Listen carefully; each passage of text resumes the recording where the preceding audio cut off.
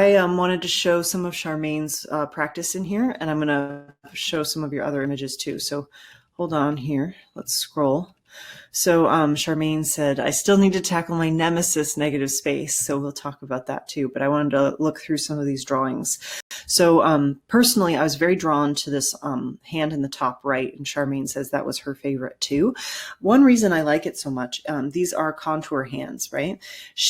There's a sense of weight to this hand. I feel the hand like leaning down to hold this paintbrush, and I feel that paintbrush in the hand.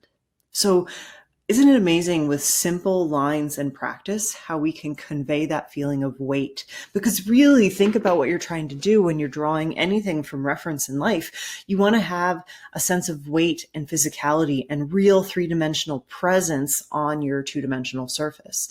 And with that hand, I can really feel it. And it's also really hard to show like fingers and stuff curling up into a hand and having that proportional, and all of that feels really, really nicely done. But I also like that she has other angles and versions of her hand that she's been playing with. These look like they could be modified or like amazing, amazing blind contours. Another little detail too, I don't know if you guys can see my cursor, but on the left hand, the one by itself, this index finger on her left hand is beautifully done. I love that little crease in the nail and how it's showing up. I think this whole part is beautifully drawn. These definitely look blind to me. So here, I like this too, because I'm sure some of you have done, yeah, okay, Charmaine said she did peek. I thought they looked kind of blind, but maybe that you'd kind of checked in periodically. That's a great way to also challenge yourself, is to kind of do a mix of both and see kind of how far you get by having peaks. And also gives you a little more chance to be a little more accurate to your image, right? A modified means that you really spend a lot of time looking at your paper and your object. And then of course, blind, like we've talked about before, you don't look at your paper at all while you're drawing. I really like here how you can see her continuous use of line, and boxes are a great way to study your perspective as well. I really like these lines and edges and just the looseness of her marks. And that's something too I really hope you guys can get from a blind contour, is that relaxed loosening up. Because that's a big objection or problem people feel like they have in their art, is that they are not loosening up enough. So you can practice this in blind contours, but you can also practice this with your paintings. What if when you started a painting or you were working on part of a painting, you did a modified contour or a blind contour to get yourself started for a figure or for a still life or for whatever you're drawing or painting, and use that as a starting point rather than this like strong, refined, tight drawing? How would that change the way you make your art? How would that inform your style and voice? This actually is possibly my favorite, Charmaine. I think this is an absolutely beautiful drawing. This is a modified contour. Something I really like that Charmaine's doing in hers, and this is something you could be thinking about. There are different ways to handle a modified contour. With a modified contour, you can lift your pen or pencil up off the paper and place it down again.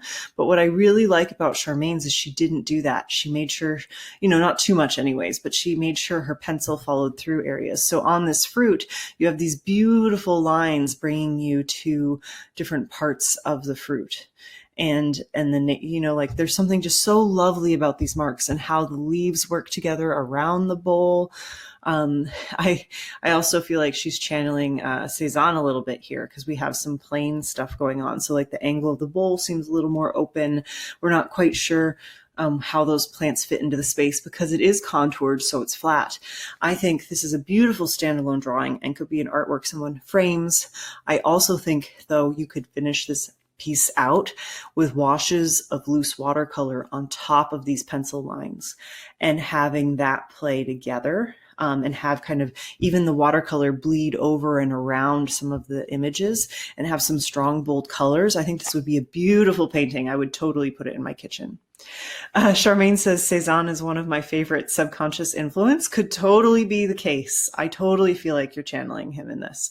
I definitely see your play with planes and flat surfaces. And yeah, I don't know. This is a beautiful, beautiful drawing.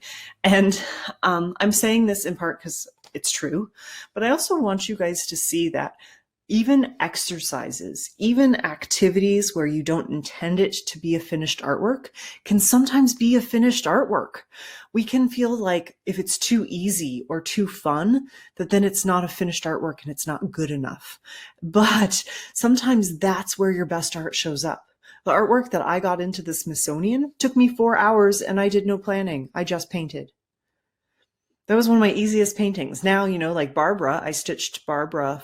She's got the mint green background of my Anonymous Woman series. The stitching on her background took me 200 hours. But she's not in the Smithsonian. My 4-hour painting of self-portrait work is.